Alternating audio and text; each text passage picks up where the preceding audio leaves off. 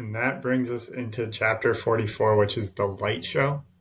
So Zelfree's excellent advice to Volke and Zaxis is don't lose. He does not want to have to fight, so he's banking on them for pulling. To give a little bit of a background, the Denglong is this dog dragon creature. It's the size of a wolf and has a red mane, scales, and talons. The Earl King on the other end is very tiny. It's a little fairy, and it leaves a little illusion in its wake when it moves. So it's got this little trail of fairy dust almost behind it. And as they're getting set to begin the battle, Lyvia actually sends golden poppies down to them through Forsyth. Aww. I imagine she's practically like hanging off the spectator box, like trying to get as close to Volke and Zaxis. It's so cute. Their biggest supporter. The battle kicks off, and the fairy immediately tries to blind them, essentially shoot out a huge blast of light across the entire arena.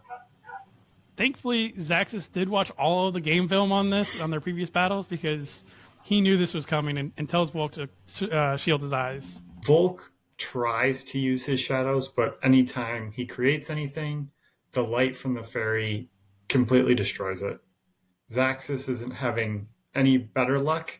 He's trying to fight the Denglong, but again, fire immune, so his fire has having no effect on it as well. And at this point, Volke remembers his shield and that it reflects magic, so he turns to Zaxis and tells him, aim your fire at my shield instead of at the Denglong. And lo and behold, this creates a giant beam of light and ends up knocking the Denglong out of the arena. This must have been such a confusing moment for all of the spectators, to include the announcer, because he even was like, is he just attacking his own teammate? Like, what? I have to beat somebody up, but I can't beat the enemy up, so I'm just going to beat up my teammate.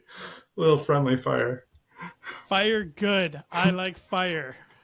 Yes. They do repeat this tactic on the Denglong Arcanist and end up knocking him out as well, but unfortunately they're hit by an illusion, and they appear that they are inside of a meadow.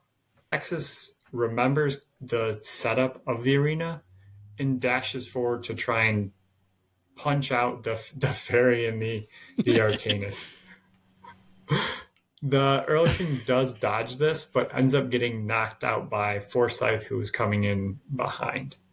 So at this point, the Arcanist exits the arena as well, and they do end up winning the match. I just imagine just watching Zaxis going like, jumping up, trying to punch the fairy. As if the fairy hadn't moved either. Like, I get the arena stayed the same, but that fairy's probably moved since you last. The next fight up is Hexa and Illia, and if they win, they will end up facing Volke and Zaxis in the semifinal. And with that, we'd like to thank you everyone for listening today. We do want to remind you that we do post new episodes every Wednesday morning around 11 Eastern, 10 Central, and 8 Pacific Standard. We are on all podcasting platforms and are also on YouTube as well for video. And we do want to thank our editor, Dan Mackison, for including pictures and links for everything.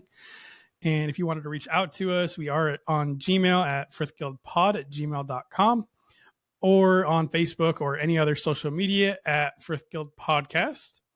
We want to also thank Frith Chronicles Wiki as well, as it is a great resource for us to use. And again, link to everything down below in the description section for the podcast and YouTube channel. Thank you. And Scott, do you have anything else to add to this week? Like, share, subscribe. All right. We'll talk to you next week.